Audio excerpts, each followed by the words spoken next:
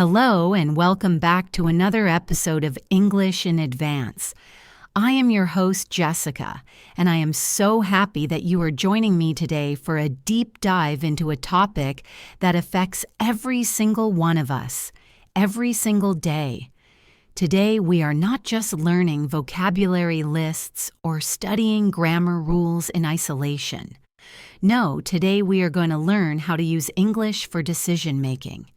We are going to explore how to think faster, how to stop translating in your head, and how to speak naturally when you are faced with a choice. Whether you are deciding what to order at a coffee shop, choosing which movie to watch, or making big life decisions like changing jobs, you need specific language tools to express your thoughts clearly. This is going to be a comprehensive listening practice session designed for B1 to B2 learners. So get comfortable, take a deep breath, and let's start improving your fluency together. Have you ever found yourself standing in a queue at a cafe or a restaurant, and you know exactly what you want to say in your native language? But the moment it is your turn to speak, your mind goes blank. You start overthinking. You worry about the grammar. You worry if you are using the right word. This hesitation is very common. It happens because we often try to translate our complex thoughts word for word instead of thinking directly in English. Today, we are going to break that habit. We are going to walk through the entire process of making a decision, from that first moment of uncertainty to the final choice. And we are going to learn the natural expressions that native speakers use during this process. By the end of this episode, you will feel much more confident expressing your opinions and your choices. Let us start with the beginning of the decision-making process. This is the stage where you are not sure what to do. You are considering your options. In English, we have very specific ways to describe this feeling. You might say, I am trying to decide between two things. Notice the preposition there. We say decide between. For example, imagine you are looking at a menu. You see a pasta dish and a pizza. You can say to your friend, I am trying to decide between the pasta and the pizza. This is a very simple but powerful structure. Another way to say this, which is a little more advanced and sounds very natural, is to say, I am torn between the two options. To be torn means you are pulled in two different directions. It is a great phrase to use when both choices seem good and you really cannot pick one. You could say, I am torn between staying home tonight or going to the cinema. It shows that you are struggling to make that choice. When we are in this phase of thinking, we often need to talk about the possibilities. This is where we use the word options. An option is simply a choice that is available to you. You might hear someone ask, what are my options? This means, what choices do I have? If you are shopping for a new phone, you might look at different models. Each model is an option. Sometimes we also use the word alternative. An alternative is another possibility, usually one that is different from your original plan. For example, if the restaurant is closed, you need an alternative plan. Maybe you go to the park instead. Being able to use words like option and alternative helps you sound more professional and precise. Now, let us move deeper into the process. When you have a difficult decision to make, you usually need to think about the good points and the bad points of each option. In English, we call this weighing the pros and cons. This is a very common idiom. The pros are the advantages or the good things. The cons are the disadvantages or the bad things. Imagine you are thinking about moving to a new city. You might sit down with a piece of paper and write a list. You are weighing the pros and cons. You might say one pro is that the new city has better job opportunities. However, one con is that the rent is much more expensive. When you speak English, using structure like this helps you organize your thoughts. It gives you time to think. You can start a sentence by saying, on the one hand, the job is great. Then you can follow it up with, but on the other hand, it is very far from my family. This structure, on the one hand and on the other hand, is essential for B1 and B2 learners. It signals to the listener that you are comparing two different sides of a situation. It makes you sound very fluent because it connects your ideas logically. Let's practice this mental framework with a real-life example. Imagine you are in a clothing store. You find a jacket that you love, but it is quite expensive. You are standing there, holding the jacket, and you are having a conversation with yourself in your head. Instead of just thinking, I want it, but it is expensive, try to expand that thought in English. You could say to yourself, well, on the one hand, this jacket is high quality and it fits me perfectly. It is exactly what I need for winter. But on the other hand, it costs $200, which is over my budget. If I buy this, I won't be able to buy those shoes I wanted. Do you see how we are building a narrative? We are using the language to negotiate with ourselves. This is how you train your brain to think in English. You are not translating. You are narrating your reality. This leads us to a very important grammar point that is crucial for decision-making, and that is conditional sentences. We use conditionals to talk about hypothetical results. We use them to predict what will happen if we make a certain choice. The most common one you will use in daily life is the first conditional. The structure is simple. If plus present tense, followed by will, plus the verb. For example, if I buy this jacket, I will be happy. Or, if I eat that cake, I will feel full. But when we are making difficult decisions, we often use the second conditional to talk about imaginary situations. This structure is if plus past simple, followed by would plus the verb. For instance, if I moved to London, I would have to improve my English.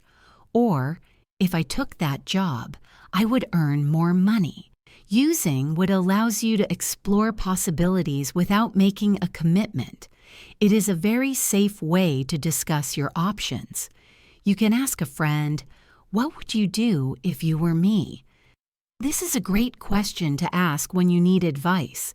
It invites the other person to step into your shoes and help you decide. Let's talk about that feeling of hesitation. Sometimes you just cannot decide. You are stuck in the middle. We have a wonderful idiom for this. We say, I am on the fence. Imagine a fence dividing two gardens. If you are sitting on the fence, you have not climbed down into Garden A, and you have not climbed down into Garden B. You are right in the middle.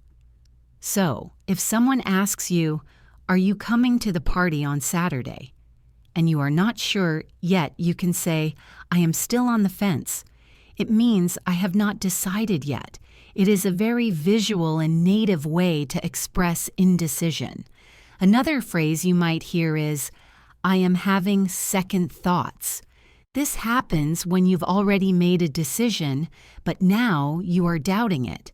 Maybe you ordered the spicy curry, but now you are worried it will be too hot. You can say, I am having second thoughts about my order. It means you are reconsidering. It is okay to have second thoughts. It shows that you are thinking carefully. Sometimes decisions are not logical. Sometimes you cannot make a list of pros and cons because the answer isn't on a piece of paper.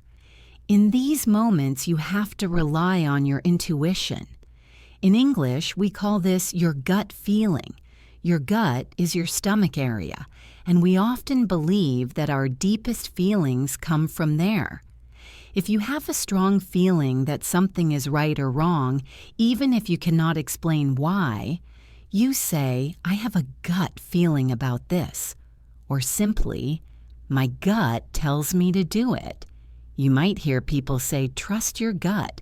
This is excellent advice when you are overwhelmed with data and information. Just trust your instincts. Trust your gut. It is a very common phrase in business, in relationships, and in everyday life.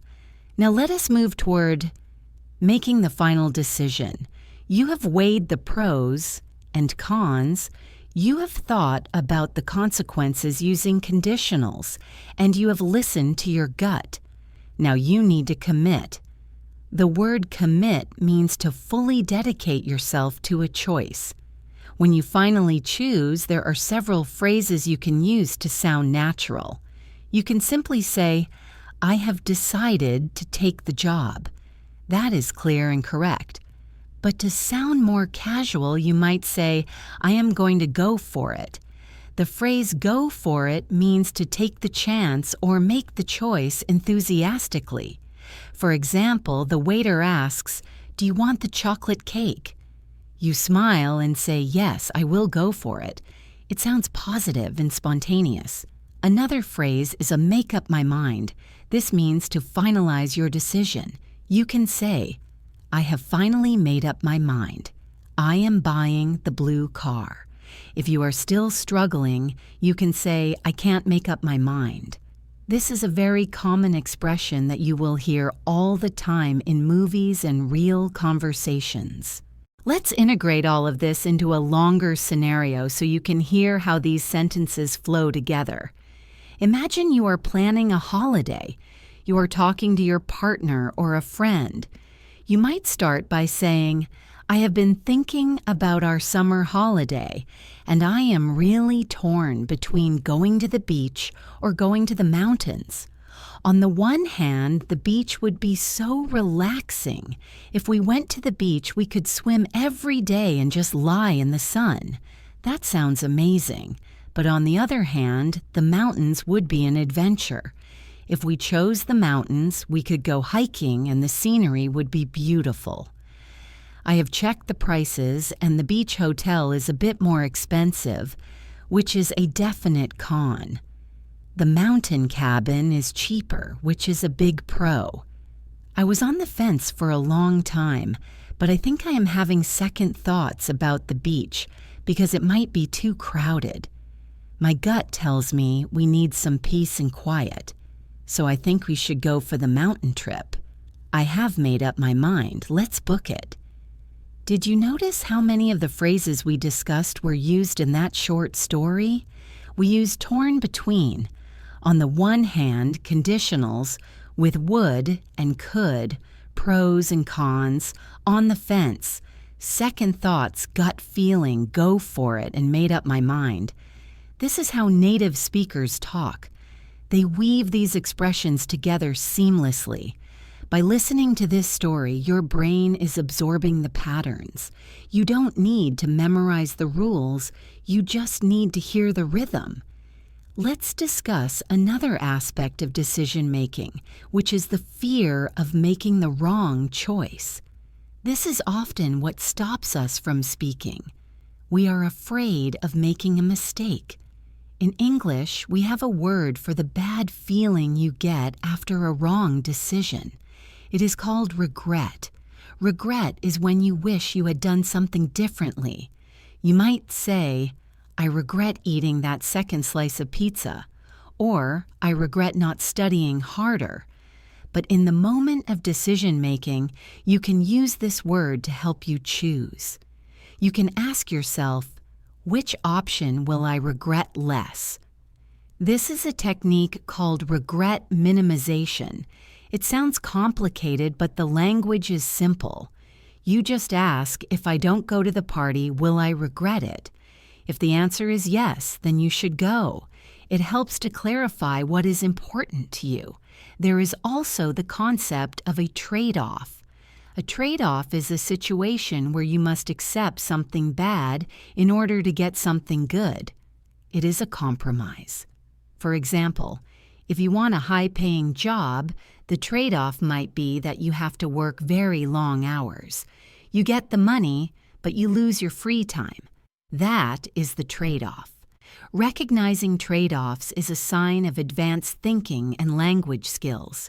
You can say, "The apartment is huge, but it is far from the city center. That is a trade-off I am willing to make." Using the phrase "willing to make" shows that you accept the conditions. It is a very mature way to express your decision.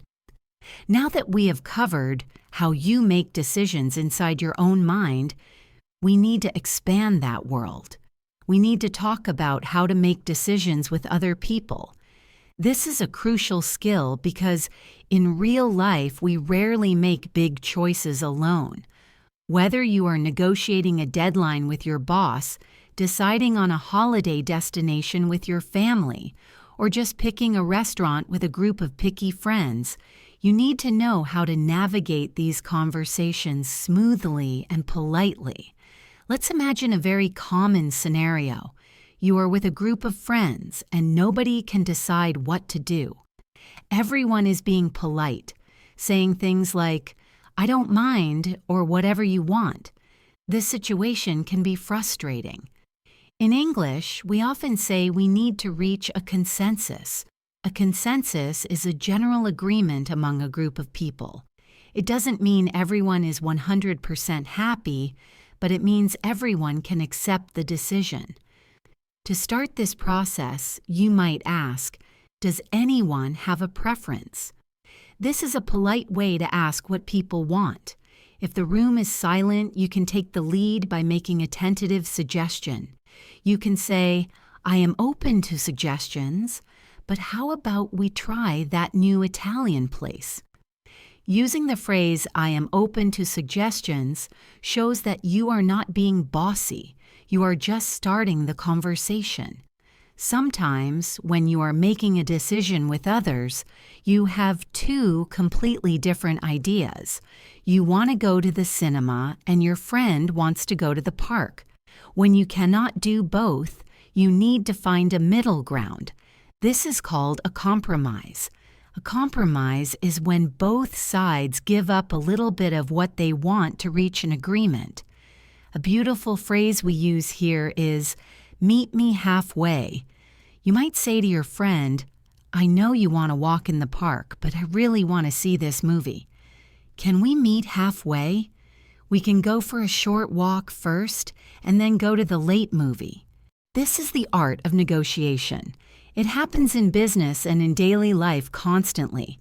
Being able to use the word compromise as both a noun and a verb will make you sound very mature and articulate. You can say, "We had to compromise on the time," or "We reached a good compromise." Now let's introduce a very interesting role you can play in a decision-making conversation. Sometimes everyone agrees too quickly, and you think they might be missing a potential problem. You want to test the decision. In this case, you can say, "I am going to play devil's advocate." This is a fantastic idiom. Playing devil's advocate means you are arguing against the idea, not because you actually disagree, but because you want to make sure the decision is solid. You want to test the logic. For example, your team decides to launch a product on Friday. Everyone is happy. You raise your hand and say, "I am just playing devil's advocate here, but what if the website crashes over the weekend when no one is in the office?" This phrase protects you. It tells people that you are not being negative or difficult. You are just being helpful by pointing out risks. It is a very safe way to disagree or raise concerns. Let's move into some advanced grammar that is essential for analyzing decisions. Earlier, we looked at the first and second conditionals. Now we need to look at the third conditional. This is used to talk about the past. It is used to talk about things that did not happen and the imaginary results of those non-events. We use this to talk about regrets or relief. The structure is if plus had plus past participle, followed by would plus have plus past participle. It sounds complicated like a mathematical formula, but let's look at an example. Imagine you didn't bring your umbrella and then it rained. You got wet. You can say, if I had brought my umbrella, I would not have gotten wet. You are imagining a different past. This structure is incredibly powerful for storytelling and for explaining your lessons learned. You might hear someone say, if I had known about the traffic, I would have left earlier. This shows you are reflecting on your decision. Let's practice this third conditional with a scenario. Imagine you applied for a job, but you didn't get it because you were late for the interview. That is a painful memory. You are telling your friend about it. You say, I made a huge mistake. I woke up late. If I had set my alarm, I would have woken up on time. And if I had arrived on time, I might have got the job. This is how we analyze our failures in English. It helps us process the emotion. It is not just grammar, it is psychology. Try to think of one small regret you have from last week. Maybe you bought a coffee that was too expensive. You can say, if I hadn't bought that coffee, I would have saved $5. Say it out loud. Feel the rhythm of the sentence. If I hadn't, I would have. This rhythm is the heartbeat of fluent English reflection. Now, let's step up to a higher level. We are going to focus on dealing with difficult dilemmas, professional decision-making in the workplace, and how to handle it when a decision goes wrong. These are the situations where you need to be precise, diplomatic, and clear. Let's begin with those moments when there is no good option. We use a famous idiom for this. It is called being stuck between a rock and a hard place. Visualize that image. You have a hard rock on one side and a hard place on the other. You are trapped.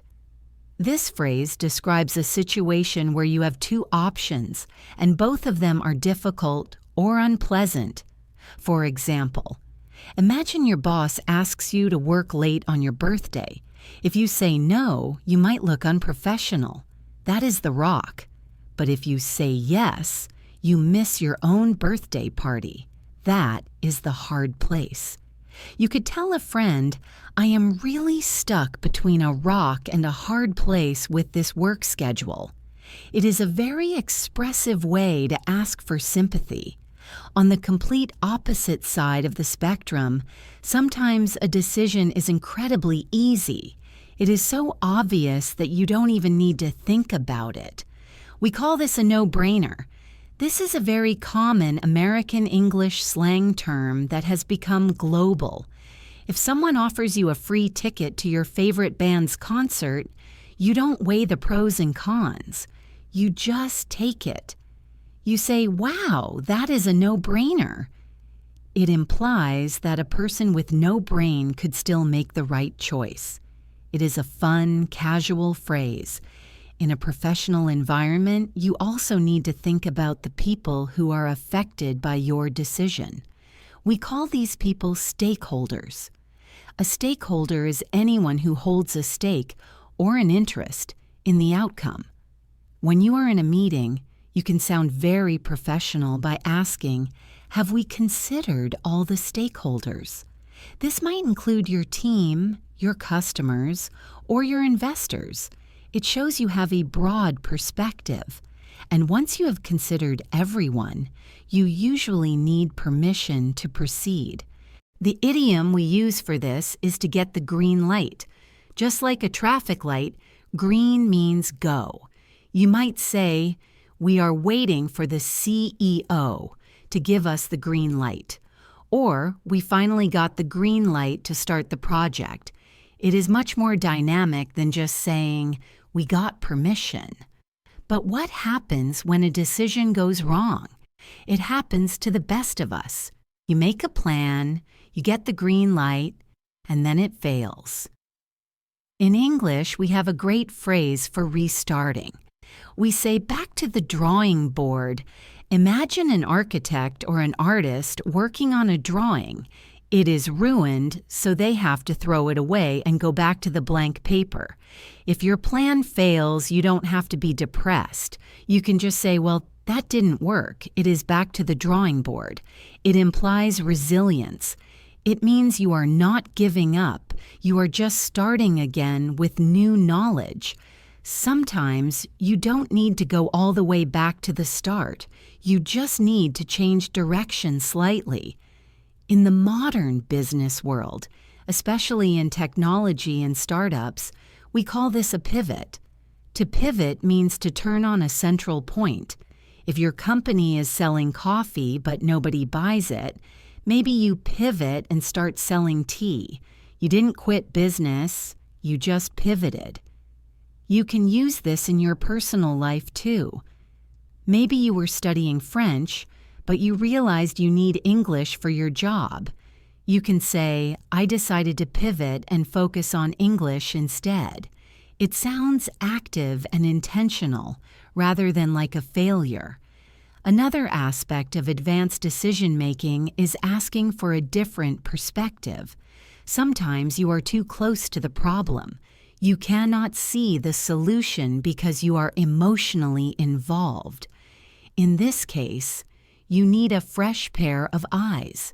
This refers to another person who looks at the situation for the first time. They might spot a mistake you missed. You can ask a colleague, hey, can you take a look at this report?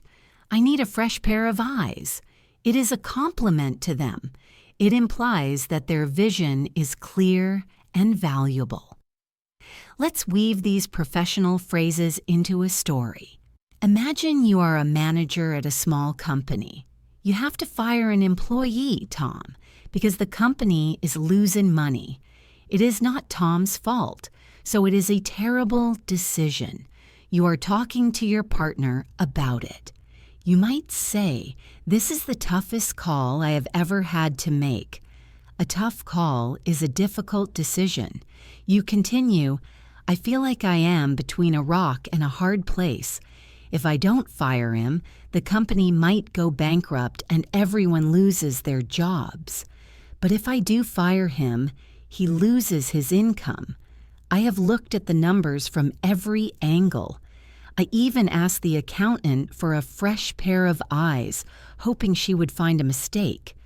But the bottom line is, we can't afford his salary. I hate it, but I have to think about the long-term survival of the business. I just hope I don't second-guess this decision later. My conscience is heavy, but I have to do it. In that story, you can hear the weight of the responsibility. Phrases like tough call, fresh pair of eyes, and heavy conscience paint a picture of a serious, thoughtful leader. This is how you want to sound when you are discussing serious matters. Moving on to the small, repeated decisions that shape your daily life. We are talking about habits, lifestyle choices, and perhaps the most important decision-making skill of all, which is the ability to say no. Let's start with the concept of changing your life. Often, a decision is not just a one-time event, it is a promise to change your behavior. We have a beautiful idiom for this. We say to turn over a new leaf. Imagine a book. You turn the page, or the leaf, and you have a blank page to write on. When you decide to start exercising, or to stop smoking, or to study English every day, you are turning over a new leaf. You might hear someone say, I have been lazy lately, but next month I am going to turn over a new leaf. I am going to join the gym. This phrase implies a fresh start and a positive attitude. When we make these lifestyle decisions, we often talk about what we want to remove from our lives. We use the phrasal verbs cut out cut down on. These are very important to distinguish. To cut out means to stop completely.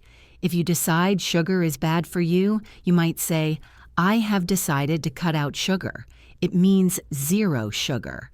But that is very hard. So most people decide to cut down on sugar. This means to reduce the amount. You are still having some, but less than before. You can cut down on coffee, cut down on screen time, or cut down on spending. Using these phrasal verbs makes you sound very natural. Now, I want to pivot to a very different kind of decision, which is the decision to decline an invitation or a request. In other words, saying no. This is one of the hardest things to do in a second language because you don't want to be rude. You want to be polite and friendly. But if you say yes to everything, you will become overwhelmed. So how do you say no politely? You never just say no. That is too direct and can sound aggressive in English-speaking cultures. Instead, we use a structure called the soft refusal. We usually start with an apology or a positive statement. Then we give the refusal, and often we offer a reason. For example, if your friend asks you to help them move house on Saturday, but you are busy, you don't say, "No, I can't." You say, "I would love to help, but I actually have plans on Saturday. I am so sorry." Notice the structure. "I would love to" is the positive part, but is the turning point, and "I have plans" is the reason. This makes the other person feel good, even though you are refusing them. Another fantastic phrase for refusing an invitation is to take a rain check. This comes from baseball. If a game was canceled because of rain, you got a ticket for a future game. Today, it means you cannot accept the invitation now, but you want to do it later. If someone asks, "Do you want to have dinner tonight?" you can say, "I am exhausted. Can I take a rain check?" It implies that you like the person and you want to see them, just not tonight. It is one of the most useful social phrases you can learn. Have you ever reached the end of a long day and you just cannot choose what to eat for dinner?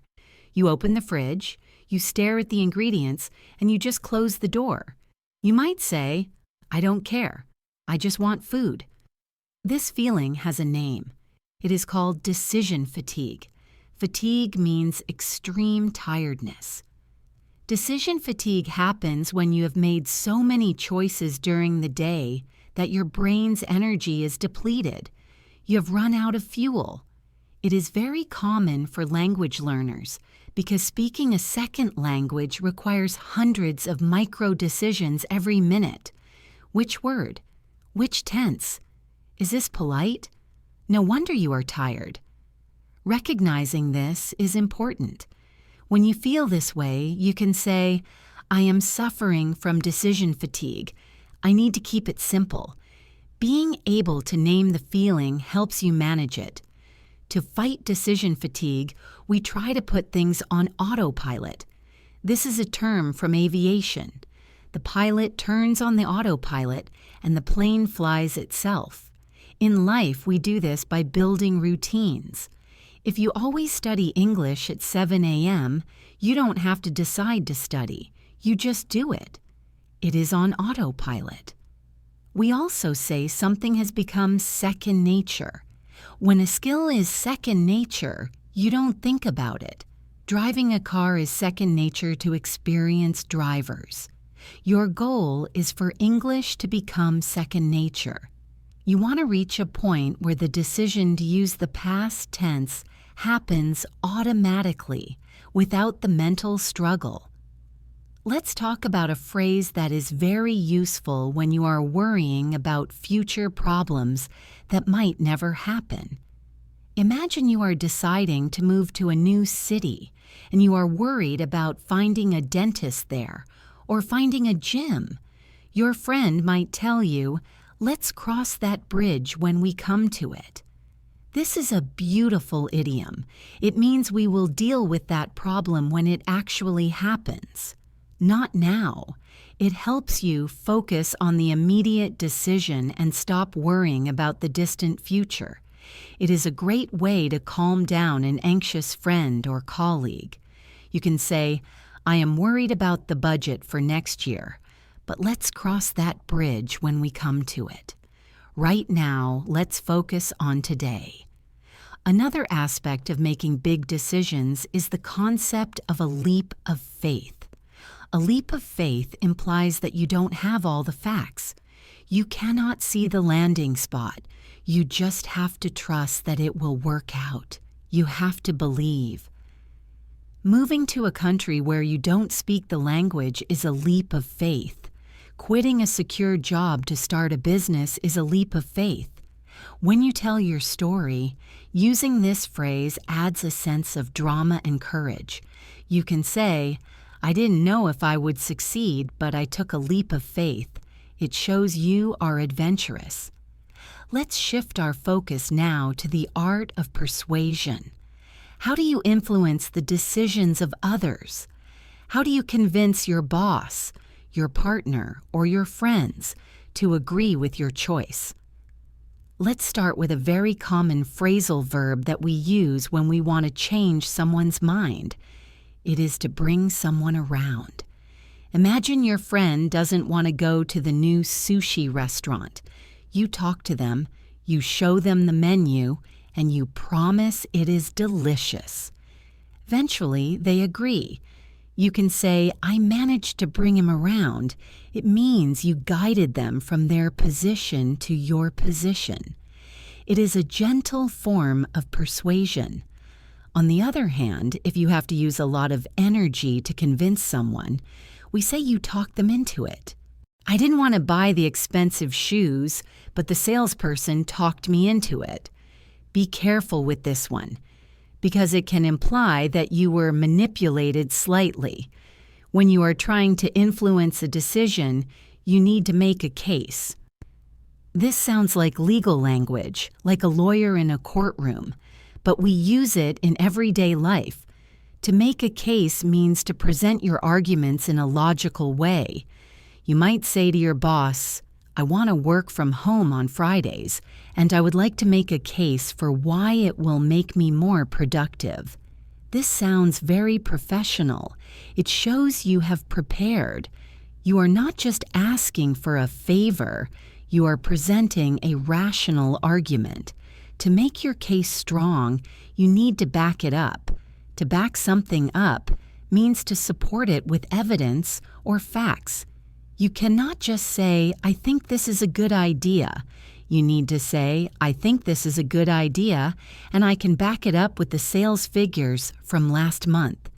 Sometimes, to get a decision, you need to make the offer better. We call this sweetening the deal. Think about adding sugar to bitter coffee. You make it sweet. If you are buying a car and you are hesitating, the salesperson might offer free insurance to sweeten the deal. In a negotiation with your partner, you might say, "If you come to the opera with me, I will sweeten the deal by paying for a nice dinner afterwards." It is an incentive. It is a reward for saying yes. There is a concept in decision-making called the win-win situation. This is the holy grail of persuasion. A win-win is when both sides get what they want. If you are negotiating a salary and you get more money, and your boss gets a happier, harder-working employee, that is a win-win. You should always try to frame your decision as a win-win. You can say, "Doing it this way is a win-win for everyone." Sometimes, however, you don't have time to plan or persuade. Sometimes you have to decide instantly. We call this thinking on your feet.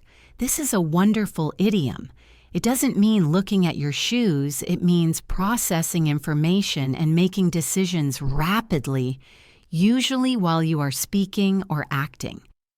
Imagine you are giving a presentation and the projector breaks. You cannot stop. You have to think on your feet. You might say, okay, the technology is down, so let's switch to a discussion format. That is thinking on your feet. In these fast situations, we often make what is called a snap decision. A snap is a quick sound like clicking your fingers. A snap decision is made instantly without deep thought. Sometimes snap decisions are necessary, like swerving your car to avoid an accident. But in business, they can be risky. You might hear someone say, "Let's not make a snap decision here, let's take a minute."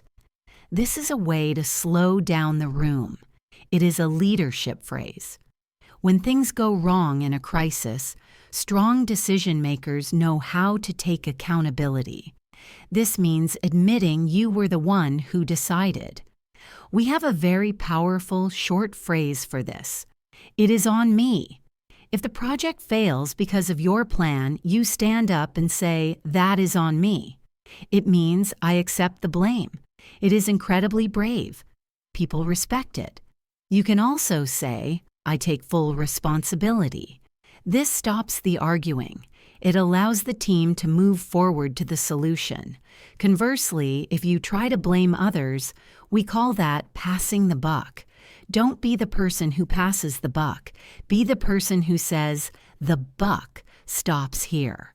This is a famous quote meaning the responsibility ends with me. Let's simulate a high-pressure scenario. Imagine you are at an airport. Your flight is canceled. You are surrounded by angry passengers. You need to decide what to do. You approach the desk. You don't want to be angry. You want to be effective. You can say, "I understand it is chaotic right now. I am trying to figure out my best move." To figure out means to solve or understand. What are the odds of getting on the next flight? The odds are the mathematical chances. If the agent says the odds are low, you have to pivot. You say, "Okay, I need a plan B. Can you look into trains?" Using phrases like figure out, odds, and plan B helps you navigate the chaos without losing your cool. We have covered the fast, stressful decisions and the daily habitual ones. But what about the monumental decisions? The big life milestones? We are going to discuss how to talk about changing careers in your 40s, deciding to get married or stay single, and moving across the world. Let's start with a beautiful metaphor we use when we are facing a major life change. We say we are at a crossroads. Imagine a road that splits into two different paths, and you are standing right in the middle. You cannot go back, and you have to choose one path. You might tell a friend, "I feel like I am at a crossroads in my career. I can stay in this safe job, or I can risk everything to start my own business." Being at a crossroads implies a heavy, serious moment of reflection. When we face these big moments, especially regarding relationships or big commitments like buying a house, we sometimes get a sudden wave of fear. We call this getting cold feet. Imagine your feet are frozen and you cannot walk forward. If a groom cancels the wedding on the morning of the ceremony because he is scared, we say he got cold feet. It is a very descriptive way to talk about the loss of courage right before a big event. However, not all big decisions work out. Sometimes you look back and wonder what would have happened if you chose the other path at the crossroads. We call this a sliding doors moment. This comes from a famous movie where a woman's life changes completely depending on whether she catches a train or misses it. You might look at your life and say, "Meeting my teacher was a real sliding doors moment. If I hadn't met her, I wouldn't be speaking English today." It is a poetic way to acknowledge the power of chance and small decisions. Let's talk about the vocabulary of destiny. Sometimes people say, "It was meant to be." This means the decision was controlled by fate. Even if you are a logical person, this phrase is very comforting when things go wrong. You didn't get the house you wanted? Well, maybe it just wasn't meant to be. It helps you accept the reality and move on without bitterness. Finally, we need to address the psychological traps that make decision-making difficult. Have you ever made a decision just because you wanted to believe something was true? You ignored the bad news and only looked at the good news. In English, we call this confirmation bias. This is when you only search for information that confirms what you already think. For example, if you think coffee is good for you, you only read articles about the health benefits of coffee. You ignore the articles about the risks. In a debate, you can point this out. You can say to someone, "I think you might have a bit of confirmation bias here." You are ignoring the negative data. It is a polite way to say they are not being objective. Related to this is the sunk cost fallacy. A sunk cost is money or time you have already spent and cannot get back. It is gone. The fallacy, or the mistake, is thinking that because you spent that time, you must keep going. You might say, "I have studied law for 3 years, so I have to become a lawyer, even though I hate it." That is the sunk cost fallacy. A wise friend might tell you, "Don't throw good money after bad." This idiom means don't waste more resources on a failing project just to fix it. Sometimes, the smartest decision is to walk away, regardless of what you have invested. Let's continue our journey by exploring the language of uncertainty. In the real world, we rarely have 100% of the information we need. We have to guess, estimate, and predict. This is where your vocabulary needs to be very precise. If you are fairly sure about a decision but there is still a small risk, you can call it a safe bet. For example, investing in education is usually a safe bet. It means the probability of success is high. On the opposite side, if the chance of success is very low, we call it a long shot. Imagine trying to hit a target from a very long distance. It is difficult. You might say, "Applying for the CEO position is a long shot, but I am going to try anyway." This phrase manages expectations. It tells people, "I know I probably won't win, but I am ambitious."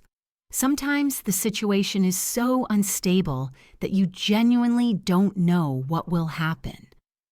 We call this touch and go. This is often used in medical situations or crises.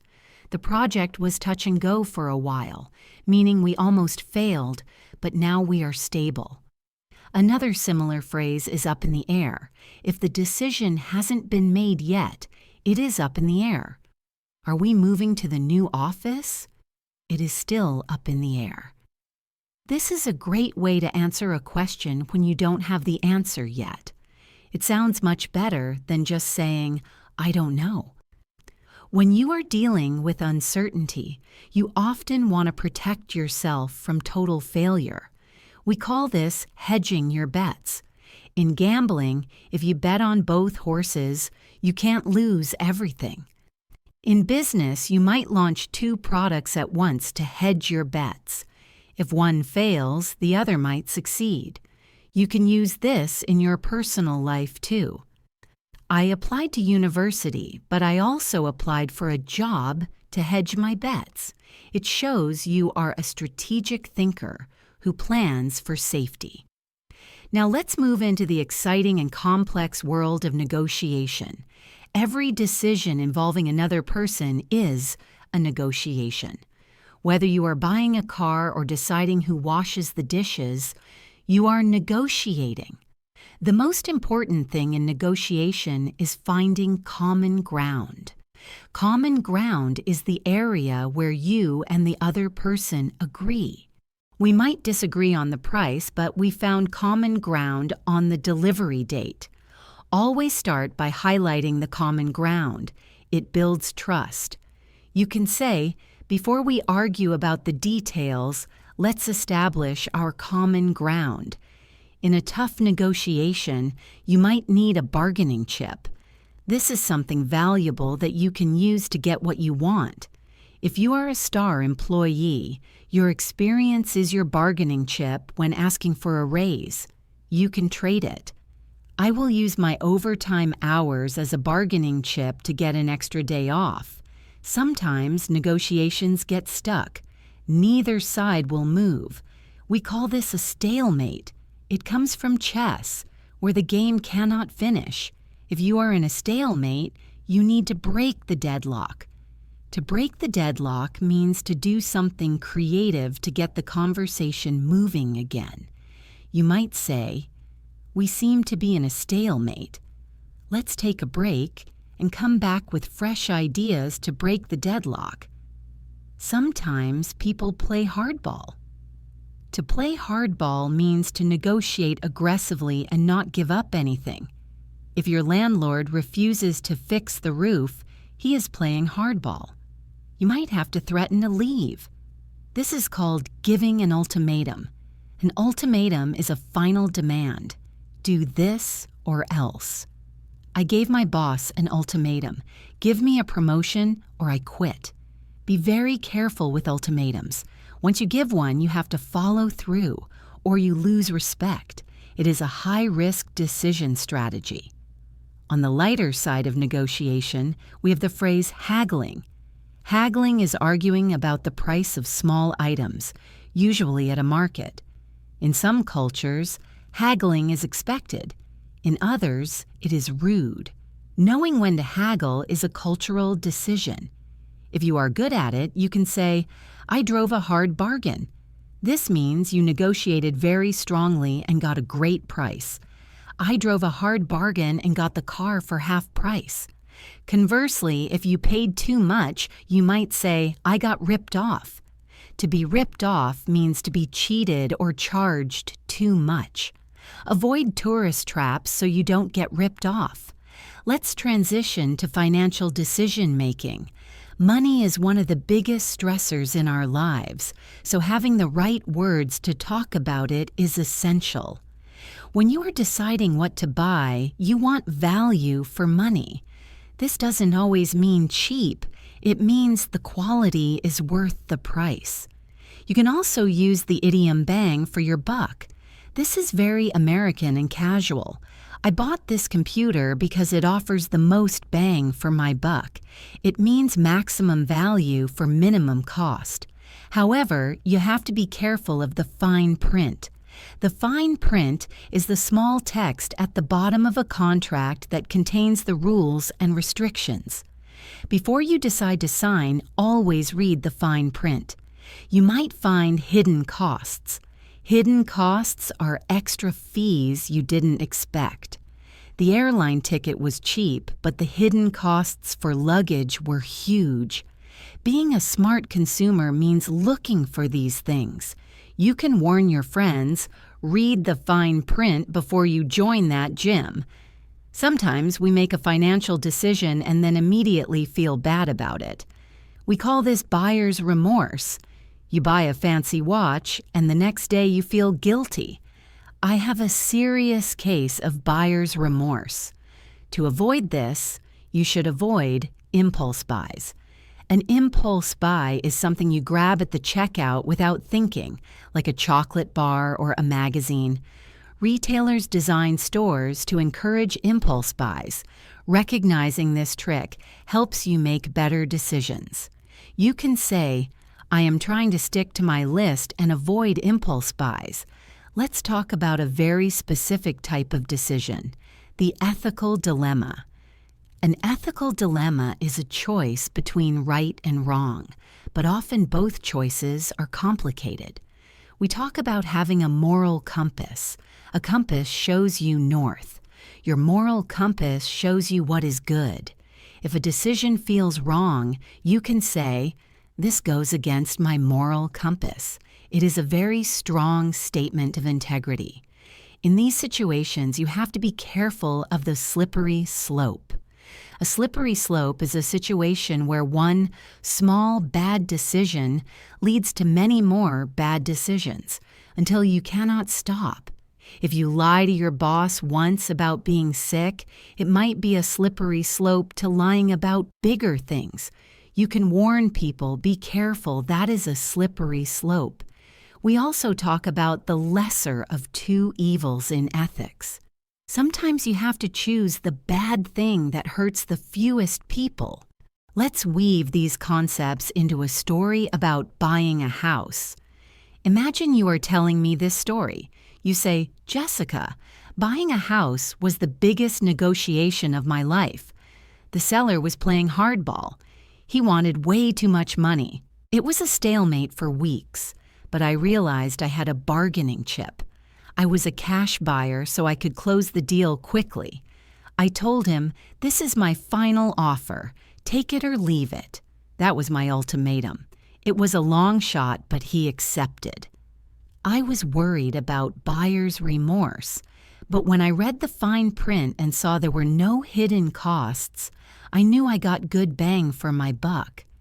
It was touch and go for a while, but I drove a hard bargain, and now I am a homeowner. That story is packed with advanced vocabulary. Playing hardball, stalemate, bargaining chip, ultimatum, long shot, buyer's remorse, fine print, hidden costs, bang for your buck, touch and go, and drove a hard bargain. If you can tell a story like that, you are operating at a C1 or C2 level. Now let's explore the emotional intelligence required for good decision making. We often have to deliver bad news based on our decisions. We call this breaking the news. You want to break the news gently. You don't want to be blunt. Blunt means too direct and rude. Instead, you want to be tactful. To be tactful means to tell the truth without causing pain. I had to be tactful when I told her I didn't like her cooking. A great phrase for this is sugarcoating. To sugarcoat means to make bad news sound sweet. Sometimes people want you to sugarcoat it, but sometimes they say, don't sugarcoat it, give it to me straight. In a meeting, you might notice that everyone is avoiding a big, obvious problem. We call this the elephant in the room. Imagine a giant elephant standing in the corner. Everyone sees it, but nobody talks about it because it is awkward. A brave decision maker points out the elephant. You can say, I think we need to address the elephant in the room. We don't have enough money for this project. This relieves the tension. Another emotional skill is reading between the lines. People don't always say what they mean. If your boss says, that is an interesting suggestion, he might actually mean, that is a bad idea. You have to read between the lines to find the hidden meaning. You can say, I read between the lines, and I don't think he is happy with our progress. This is crucial for navigating office politics and cultural differences. Let's talk about the phrase, walking on eggshells. Eggshells are fragile. If you walk on them, they break. If you are in a situation where everyone is angry or sensitive, you have to be very careful. You are walking on eggshells. I have to walk on eggshells around my roommate because she is very stressed. Deciding how to speak in this environment requires high emotional intelligence. You have to choose your words carefully. Sometimes, despite our best efforts, a decision leads to a falling out. A falling out is a big argument that ends a friendship. We had a falling out over money. But if you make a good decision to apologize, you can patch things up. To patch things up means to repair the relationship. I decided to call him and patch things up. It is never too late to make that decision. Let's discuss the concept of bandwidth.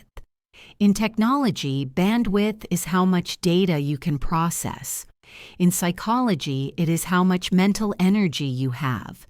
If you are tired, you can say, I don't have the bandwidth to make this decision right now. It is a polite way to say you are overwhelmed. It is better to wait until you have the bandwidth than to make a bad snap decision. I want to introduce you to a very specific word: serendipity. Serendipity is when you find something good without looking for it. It is a happy accident. Sometimes the best decisions are the ones we didn't plan. You decided to walk down a different street and you found your new favorite cafe. That is serendipity. You can say, "Meeting my wife was pure serendipity." It acknowledges that not everything is under our control. Let's talk about the phrase putting all your eggs in one basket. This is the opposite of hedging your bets. It means risking everything on one plan. If you drop the basket, all the eggs break. Don't put all your eggs in one basket by applying to only one job. Diversify, spread your risk. This is a classic idiom that native speakers use constantly. There is also the idea of burning the candle at both ends. This means working early in the morning and late at night. You are exhausting yourself. If you make decisions while burning the candle at both ends, they will probably be bad decisions. You need rest. You can say, "I realized I was burning the candle at both ends, so I decided to take a week off." That is a wise health decision. Let's do a practice drill on expressing doubt. You are not sure about a plan. Instead of saying, "I don't know," try these phrases. "I am ambivalent about it." Ambivalent means you have two opposing feelings at the same time. "I am ambivalent about moving. I want the adventure, but I will miss my friends." Or you can say, "I am of two minds. I am of two minds about buying that car." Or simply, "I am hesitant." Using precise emotional words makes you a better communicator. Let's talk about the end game. The end game is the final stage of a process. When you make a decision, you should think about the end game. What is the ultimate goal? My end game is to be fluent in English, so I decide to study every day. Focusing on the end game helps you survive the difficult middle part. We also have a phrase for when you are just going through the motions. This means you are doing something without enthusiasm or effort. You are just repeating the actions. If you hate your job, you might just be going through the motions. A decision to change your life often starts when you realize this. You say, "I am tired of just going through the motions. I want to feel alive. I want to do something that matters." Let's simulate a conversation about a moral dilemma. Imagine your friend found a wallet with $1,000 in it. He wants to keep it. You need to influence him. You say, "Listen, I know it is a lot of money and I know you are broke, but think about the person who lost it. Keeping it might be a slippery slope. It goes against your moral compass. If you keep it, you will have to live with the guilt. You won't have peace of mind. But if you turn it in, you will have a clear conscience. Do the right thing. Don't let greed cloud your judgment." In this speech, you are being a moral leader. You are using phrases like clear conscience, cloud your judgment, and slippery slope. You are helping your friend make a high-level decision. Now let's talk about feedback loops. A feedback loop is when the result of a decision gives you information for the next decision. You try a new food. You hate it. The feedback tells you not to buy it again. Smart learners create tight feedback loops. They speak, they make a mistake, they correct it, and they try again immediately. Don't be afraid of the feedback. Embrace it. The faster your feedback loop, the faster you learn. I want to touch on the idea of analysis paralysis one more time, but with a solution. The solution is often to satisfy rather than maximize. Maximizing means trying to find the absolute best option, which is impossible. Satisficing A mix of satisfy and suffice means finding an option that is good enough. You can say, I decided to satisfice. I bought the phone that was good enough instead of spending weeks looking for the perfect one. It is a great stress reduction strategy. Let's discuss the phrase, a leap in the dark. This is similar to a leap of faith, but it emphasizes the lack of knowledge. You really cannot see what is coming. Moving to a city you have never visited is a leap in the dark. It is scary, but often necessary for growth. We also use the phrase uncharted territory. This comes from map making. It is land that is not on the map. When you start a new business or learn a new skill, you are in uncharted territory. You can say, this is uncharted territory for me, so I am going to be cautious. It admits your lack of experience without sounding incompetent. Let's talk about the finality of decisions. When you sign a contract, we say the ink is dry. Can I change my mind? No, the ink is dry. Or we say, it is set in stone. Like a statue, it cannot be changed. The schedule is set in stone. If you want to say the opposite, you say nothing is set in stone yet. This means we can still change the plan. It gives you flexibility. I want to give you a powerful phrase for rejecting bad behavior. We say, I draw the line at that. You might be willing to work late, but you draw the line at working on Sundays. This establishes a boundary. It shows self-respect. I am flexible, but I draw the line at being disrespected. Let's wrap up this extended section with a story about serendipity and intuition. Imagine you are at a party. You didn't want to go. You were on the fence, but you decided to go to break out of your rut. A rut is a boring routine. You are standing there, feeling awkward. You see a stranger. Your gut tells you to talk to them. You take a leap of faith. You introduce yourself. It turns out they are looking for an English teacher. You get the job. It was serendipity. You tell your friends, I am so glad I didn't stay home. It was a sliding doors moment. That one small decision to say hello changed my career. Moving on, we have discussed the theory and the vocabulary, but we haven't spent enough time on the art of storytelling. You see, in daily life, you don't just make decisions. You tell people about them later. You tell your friends why you quit your job, or you tell your partner why you bought that expensive coat. Being able to narrate the story of a decision is a crucial fluency skill. So let's learn how to structure a story about a choice, how to use narrative tenses to build suspense, and how to answer difficult questions from listeners who are stuck in their own decision-making dilemmas. This is where the rubber meets the road. That is an idiom, meaning this is where the theory becomes practice. When you tell a story about a decision, you usually need to follow a three-part structure. We can call this the context, the conflict, and the resolution. Let's start with the context. This is where you set the scene. You need to explain the situation before the decision was made. Here, we often use the past continuous tense to show the background action. For example, you might say, I was working at a bank and I was feeling very bored.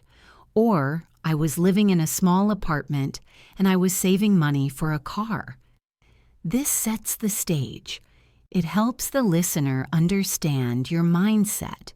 You might add a phrase like, at the time, I was under the impression that. This means you believe something that might not be true. At the time, I was under the impression that money would make me happy. This creates a hook. The listener knows that your opinion is going to change. Then we move to the conflict. This is the moment of the dilemma. This is where you stood at the crossroads. To make this exciting, you should use the past perfect tense. This shows that one action happened before another in the past. You can say, I had always wanted to travel, but I had just received a promotion. Do you see the tension? The desire to travel and the promotion are fighting each other. You can describe your mental state here. You can say, I was agonizing over the decision. To agonize means to worry deeply and painfully. I was agonizing over whether to leave or stay. I kept going back and forth. This phrase, going back and forth, describes the motion of indecision. One day yes, one day no. You can also say, I was losing sleep over it. This makes the story very relatable because we have all been there. Finally, you reach the resolution. This is the moment you cross the Rubicon. Here you switch to the past simple for impact. Then, one morning, I woke up and I just knew. I walked into my boss's office and I quit. The short, sharp sentences mimic the speed of the decision.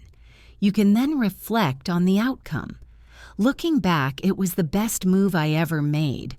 Or, in hindsight, I should have thought it through more.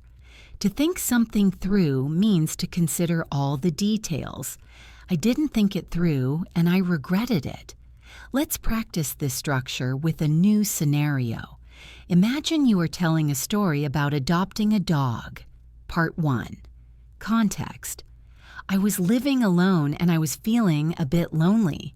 Part 2. Conflict. I went to the shelter and I saw this cute dog, but I had never owned a pet before. I was terrified of the responsibility. I weighed the pros and cons for an hour. Part 3. Resolution. Suddenly, the dog looked at me and wagged its tail. My heart melted. I took him home. It was a no-brainer in the end. See how that flows? It is a simple story, but using the structure makes it engaging. Now, I want to move into a simulation of a Q&A session. Imagine we have listeners writing in with problems. This is a great way to learn how to give advice. Let's open the first letter. It is from a listener named Marco. Marco writes, Dear Jessica, my boss makes terrible decisions. He is very impulsive. I want to tell him he is wrong, but I am afraid of being rude. What should I do? This is a classic dilemma. Marco needs to manage upwards. This means managing your boss. If you were Marco, you could use the phrase push back. To push back means to resist or disagree politely. You can say, I need to push back on this idea.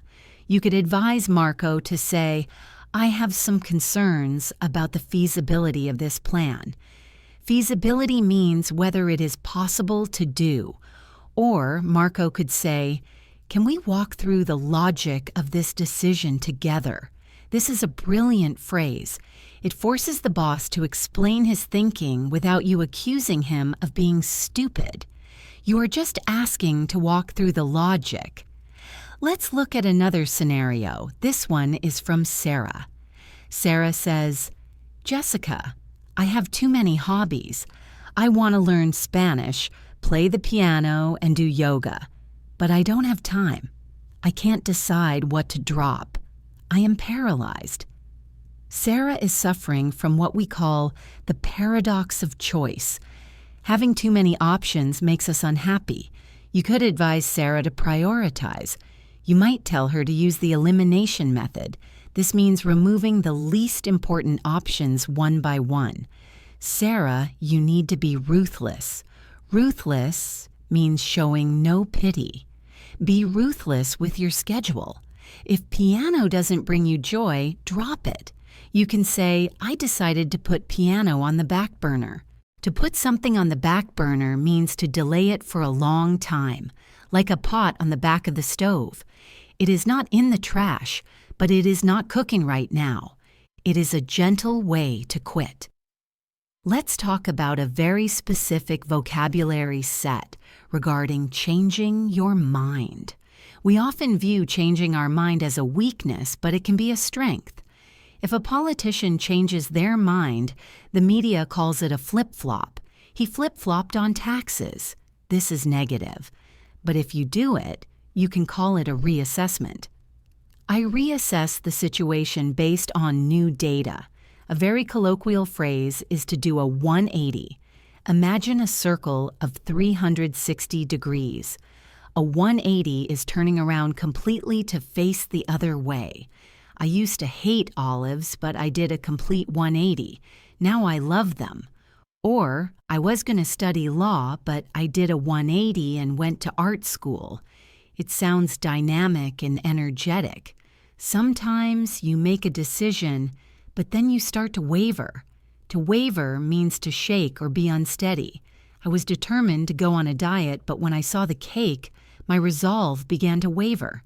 Your resolve is your determination. If your resolve crumbles, you give in. You can say, I caved. To cave means to collapse. My friend begged me to go out, and I caved. It implies you weren't strong enough to stick to your guns. I want to introduce you to the concept of the turning point. In every long process of decision-making, there is one moment where everything changes. That is the turning point. Maybe you were struggling to learn English for years. Then you found a podcast you loved. That was the turning point. After that, it was easy. When you tell your life story, highlight the turning points. You can say, the turning point for me was when I visited London. Identifying these moments gives your English conversation depth and structure. Let's discuss the phrase sticking your neck out. A turtle is safe inside its shell. If it sticks its neck out, it is vulnerable. If you make a risky decision to support someone, you are sticking your neck out for them. I stuck my neck out to get you this job, so please don't mess it up. It means you took a social risk. It is a phrase often used in office politics. There is also the idea of a gray swan. You might know about black swans, which are unpredictable. Rare events. A gray swan is an unlikely event that you can predict. When making decisions, smart people look for gray swans. For example, another pandemic is a gray swan. It is unlikely this year, but possible. You should have a contingency plan. Discussing risk with this vocabulary makes you sound very intellectual and well-read. Let's do a deep dive on the word rationale. Your rationale is the logical basis for your decision. If someone questions you, you can say, "Let me explain my rationale." This is much stronger than saying, "Let me explain my reasons." Rationale implies a system of thought. My rationale was that the market is growing, so we should invest. You might also hear the word justification. Justification is proving that your decision was right. You don't need to provide justification to anyone but yourself.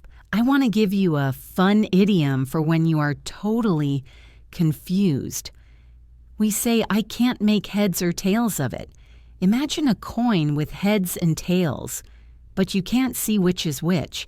If you look at a complex contract or a confusing map, you say, "I can't make heads or tails of this. I need help to decide." It is a humble way to ask for clarification. Let's talk about the aftermath of a decision again. Sometimes we feel relief.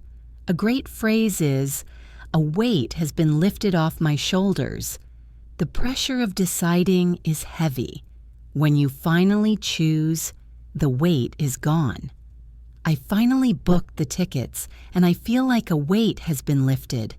Conversely, if the decision haunts you, we say it is hanging over your head. I haven't finished my taxes yet, and it is hanging over my head. It is a constant low-level stress. We also have the phrase to bite the bullet. This comes from old battlefield surgery where soldiers had to bite on a bullet during pain. Today, it means to force yourself to do something unpleasant that is necessary. I have to pay my taxes. I am just going to bite the bullet and do it tonight. It is a decision to face pain. It is a very brave and common idiom. Let's combine these into a dialogue about a relationship decision. Imagine you are talking to your best friend. You say, "I have been with my boyfriend for 5 years, but I feel like we are drifting apart." To drift apart means to slowly separate. You continue, "I have been agonizing over this for months. It has been hanging over my head. I tried to bring it up, but I got cold feet. I was walking on eggshells. But yesterday was the turning point. He forgot my birthday. That was the final straw."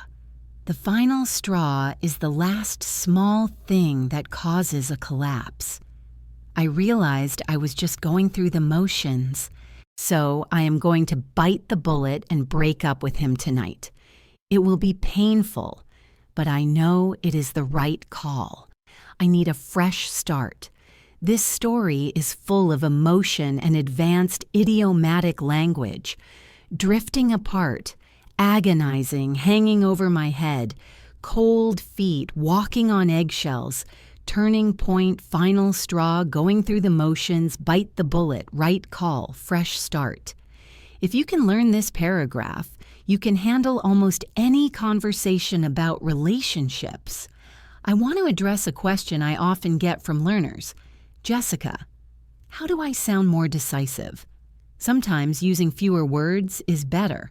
Instead of saying, "I think maybe we could possibly try this," just say, "I propose we do this," or "My recommendation is X." Direct language signals confidence. We call this assertive communication. Assertive is the balance between aggressive and passive. You want to be assertive. You state your needs clearly. "I need an answer by Friday." That is assertive. "I was wondering if you could maybe answer by Friday." That is passive. "Get it to me by Friday." That is aggressive. Choose the assertive path. Finally, let's talk about the wisdom of hindsight one more time. We often say, "You live and you learn."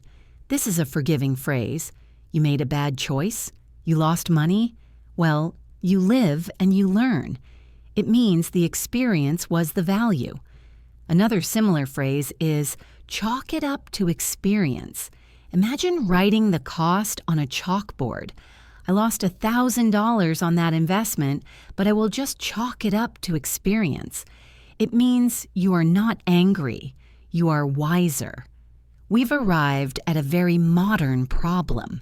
We are going to talk about making decisions in the digital age. We live in a world of infinite information. You can Google anything. You can read thousands of reviews for a toothbrush. You can see what your friends are doing every second of the day on social media. While this sounds amazing, it actually makes decision-making much harder. We are going to learn the vocabulary of information overload, digital boundaries, and ethical consumerism. Let's start with a phenomenon you have definitely experienced. You want to buy a new pair of headphones. You go online. You search. You get 10 million results. You start reading reviews. One person says they are great. The next person says they break easily. You watch 5 YouTube videos. 3 hours later, you are exhausted and you still haven't bought the headphones. We call this going down the rabbit hole. This idiom comes from Alice in Wonderland. It means getting deep into a complex or strange subject and losing track of time. You can say, "I meant to just check my email, but I went down a rabbit hole of reading news articles." When this happens during decision-making, it leads to information overload. This is when your brain has too much data to process, so it shuts down. To describe this, you can say, "I am drowning in information." It is a very visual metaphor. In this digital landscape, finding the right answer can feel like looking for a needle in a haystack. A haystack is a giant pile of dried grass. A needle is a tiny metal tool. It is nearly impossible to find. If you are trying to find the perfect hotel in a city with 5,000 hotels, you are looking for a needle in a haystack. To survive this, you need to filter. To filter means to remove the unwanted parts. You need to filter out the noise. The noise refers to useless or low-quality information. You can say, I decided to stop reading the comments section to filter out the noise. This is a healthy decision for your mental peace. Let's talk about the pressure of social media. We've mentioned FOMO before, but let's look at the phrase keeping up with the Joneses. The Joneses are an imaginary family who are your neighbors. They have a nice car and a big house. If you buy a nice car just because they have one, you are keeping up with the Joneses. In the digital age, we do this on Instagram. We see influencers with perfect lives, and we decide to buy things we don't need. This is called social comparison. You can say, I decided to delete the app because I was tired of the social comparison game. I realized I was just trying to keep up with the Joneses. Making the decision to disconnect is powerful. We call this a digital detox. A detox is removing poisons from your body. A digital detox is removing technology from your life for a short time to reset your brain. I am going on a digital detox this weekend. I am going to unplug. To unplug literally means to pull the plug out of the wall, but metaphorically it means to stop using the internet. Now let's discuss who is actually making your decisions. Is it you or is it the algorithm? An algorithm is a computer program that learns what you like. Netflix suggests movies. Amazon suggests books. This is convenient, but it creates a filter bubble. A filter bubble is a state of intellectual isolation. You only see things the computer thinks you like. You never see new or challenging ideas. To break out of this, you have to make conscious choices. You have to decide to watch something different. You can say, I realized I was in a filter bubble, so I decided to diversify my news sources. To diversify means to add variety. It is a sophisticated word used in finance and life. We also have the problem of doom scrolling. This is a new word for a new habit. It means scrolling through bad news on your phone for hours, even though it makes you sad. You are making a micro decision to keep scrolling. To stop this, you need to set boundaries. We talked about drawing the line before. You can say, I draw the line at checking my phone in bed. That is a hard boundary. You can also use the phrase, reclaim my time. This means taking back what was stolen. I deleted Twitter to reclaim my time. It empowers you. Let's shift to a different kind of modern decision, ethical consumerism. This is the decision to buy things that are good for the planet and society, even if they cost more. We call this voting with your wallet. Every time you spend money, you are casting a vote for the kind of world you want. You can say, I decided to stop buying fast fashion. I am voting with my wallet for sustainable brands. Fast fashion is cheap clothing that falls apart quickly and hurts the environment. Sustainable means it can last a long time without damaging the earth. You might decide to reduce your carbon footprint. Your carbon footprint is the amount of carbon dioxide you produce. I decided to cycle to work to lower my carbon footprint. These are value-based decisions. They define who you are. Sometimes we have to decide between convenience and privacy. This is a trade-off. We give our data to Google, and Google gives us free maps. You might say, I am willing to trade my privacy for convenience, or you might say, I am opting out. To opt out means to choose not to participate. I decided to opt out of the tracking cookies. Using phrasal verbs like opt in and opt out makes you sound very technical and fluent. But there is a very important reality we haven't fully faced yet. What happens when you make the wrong decision? What happens when you take a leap of faith and you fall? We are going to talk about resilience and recovery.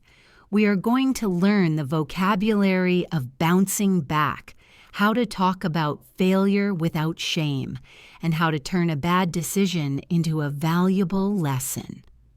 Let's start with a very common idiom for when things go wrong. We say, things went pear-shaped. This is a very British expression that has spread to other English-speaking areas. It means the plan went wrong. It lost its correct shape. We decided to drive to the coast, but everything went pear-shaped when the car broke down. When this happens, you have to deal with the fallout. The fallout refers to the negative results or consequences of a particular event. Dealing with the fallout of a bad business decision can be stressful. You might have to apologize to clients or lose money. But true leaders are defined by how they handle the fallout. You can say it was a disaster, but we are managing the fallout effectively. When you are in the middle of a failure, you might feel like giving up. But in English, we have a phrasal verb for recovery, to bounce back. Imagine a ball hitting the ground. It doesn't stay there. It bounces back up. Resilience is the ability to bounce back. You can say, I failed my exam, but I am going to bounce back next semester. I am resilient. Another similar phrase is to dust yourself off. Imagine you fell in the dirt. You stand up, you brush the dirt off your clothes, and you keep walking.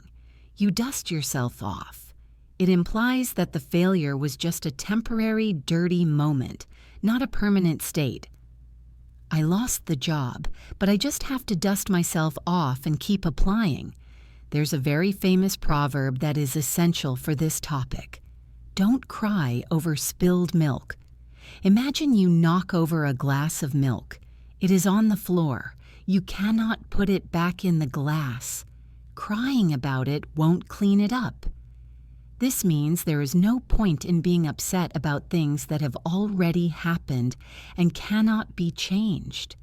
If your friend is complaining about a mistake she made last year, you can gently say, "Look, don't cry over spilled milk. What can we do now?" It is a call to action. It shifts the focus from the past to the present. Related to this is the phrase, water under the bridge. Imagine a river flowing under a bridge. The water that passed under the bridge 5 minutes ago is gone. It is far away.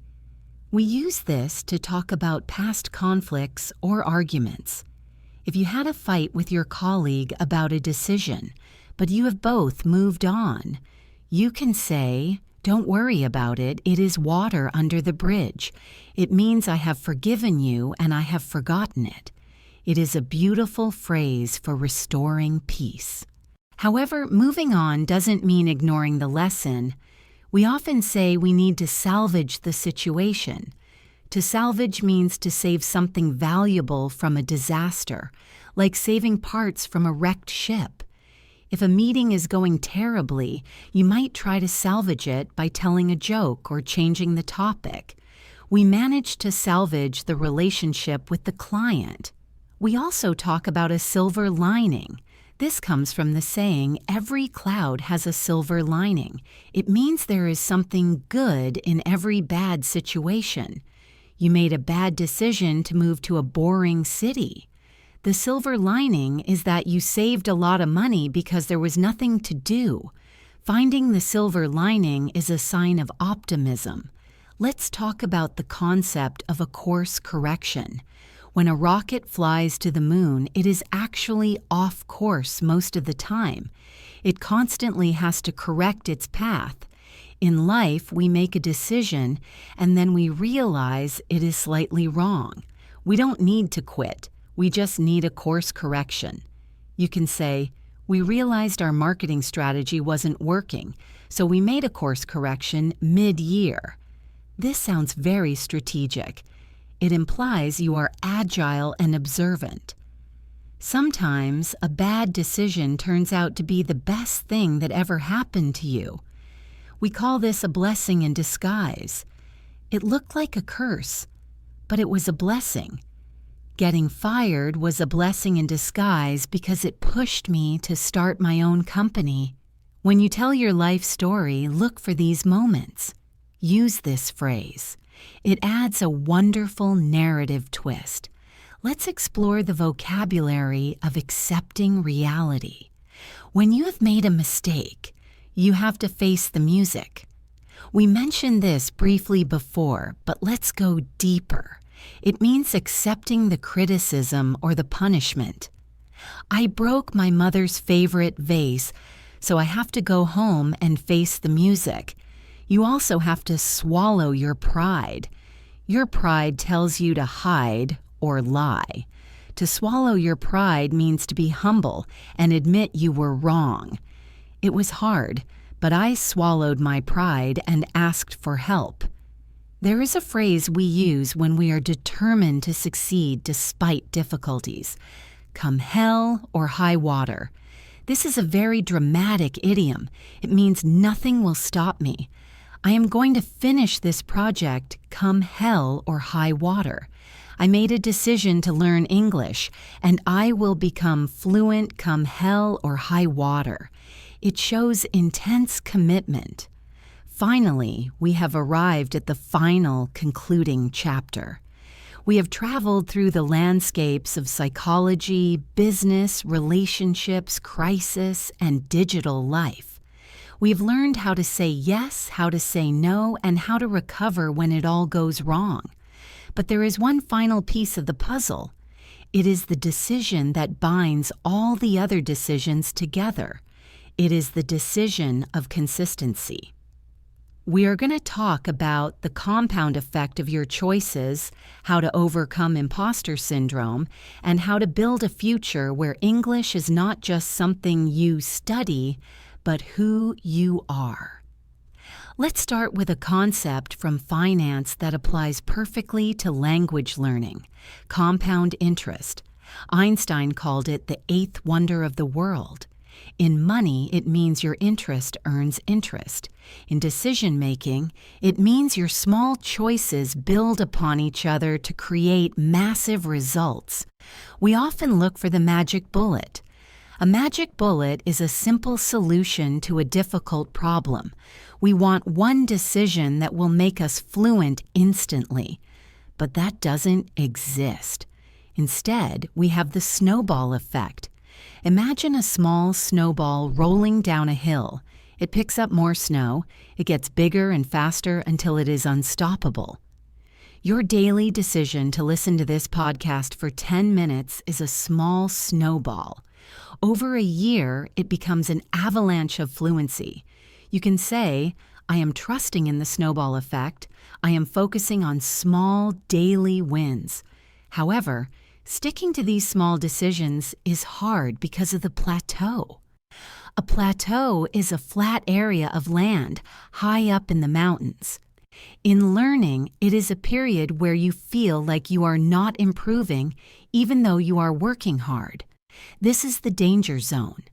This is where most people quit. They decide it is not working. But you have the vocabulary now to understand this. You can say, I have hit a plateau, but I know it is just part of the process. I am going to push through. To push through means to continue despite resistance. The decision to push through the plateau is the difference between a beginner and a master.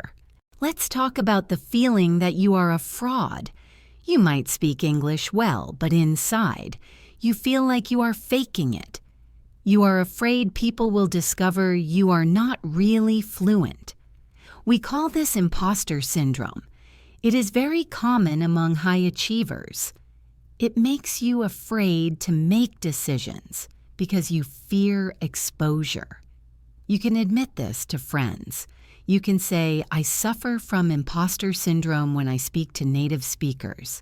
I feel like I don't belong. The cure for this is to internalize your success. To internalize means to accept it deep inside. You have to decide to believe in your own competence. Tell yourself, I earned this. I put in the work. I belong here. We also need to discuss the comfort zone. This is the psychological state where you feel safe and at ease. It is a nice place to visit, but nothing grows there. Growth happens in the stretch zone. The stretch zone is just outside your comfort zone. It is uncomfortable, but not terrifying. If you are terrified, you are in the panic zone, which is bad for learning. Good decision-making means constantly choosing to step into the stretch zone. You can say, I decided to give the presentation in English. It was out of my comfort zone, but I needed the challenge. Let's introduce the concept of accountability. It is hard to make good decisions alone. You need someone to watch you. This person is an accountability partner. If you tell your friend, I will pay you $20. If I don't study today, you are creating accountability. You are raising the stakes. The stakes are the risks involved. By raising the stakes, you make it harder to fail. You can say, I need an accountability partner to keep me on track. To keep someone on track means to make sure they don't get distracted. There's a beautiful phrase about influence, the ripple effect. Imagine throwing a stone into a quiet lake. The water moves in circles or ripples spreading outwards. Your decision to learn English has a ripple effect. It inspires your children. It helps your colleagues. It opens doors for your family. You might not see it, but your choices are influencing people around you. You can say, I hope my hard work has a positive ripple effect on my community. Recognizing this gives your decision-making a deeper purpose. It is not just about you anymore. Let's talk about the difference between talking the talk and walking the walk. This is a classic idiom. Talking the talk means saying the right things. Walking the walk means doing them. Many people decide to learn English, but they only talk the talk. You want to be someone who walks the walk. You can say, he talks a big game, but he doesn't walk the walk.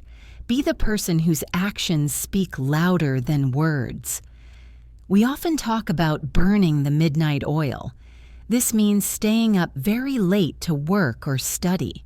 While hard work is good, we discussed burnout earlier. You need to decide to work smarter, not harder. Working smarter means using efficient methods, like immersion and spacing out your learning, rather than just brute force.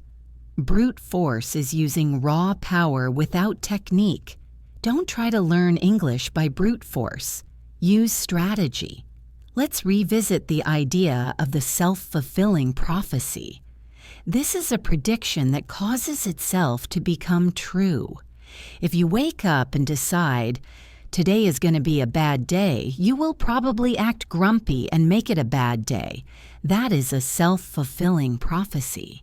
If you decide, I am a bad English speaker, you will be nervous and make mistakes. You need to flip the script. To flip the script means to reverse the situation.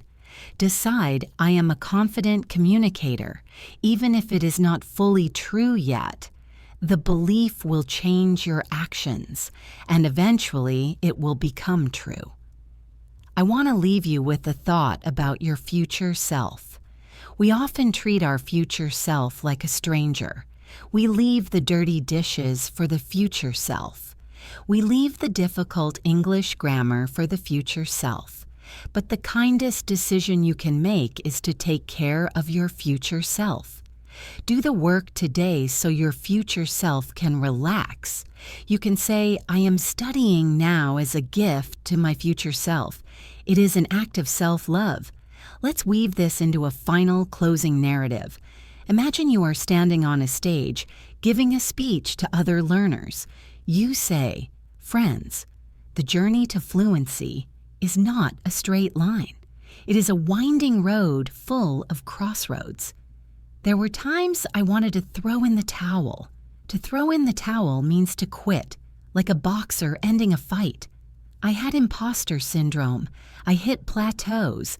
I went down rabbit holes of doubt, but I decided to trust the snowball effect. I found an accountability partner. I stepped out of my comfort zone. I stopped talking the talk and started walking the walk. And today I can tell you that the view from the top of the mountain is worth it. The ripple effect of this decision has changed my life. That speech is your destiny. It is where you are heading. I want you to make one final decision. I want you to decide that you are no longer just a learner. A learner is passive. A learner is always preparing. I want you to decide that you are a user of English, a speaker, a communicator. When you change your identity, the habits follow. You don't try to speak. You just speak, because that is who you are. Thank you. Thank you for your time, your attention, and your trust. We have spoken over 10,000 words together in this series. That is a book. That is a journey. You have done the work. Now go out there and live it. Don't let these words stay in your headphones. Let them out into the world. This has been English in Advance. I am Jessica, your guide, your teacher, and your friend. If this series has changed how you think, please share it, subscribe, leave a comment. Let's keep this community strong. The ink is dry. The decision is made. You are ready. Go be amazing. Goodbye.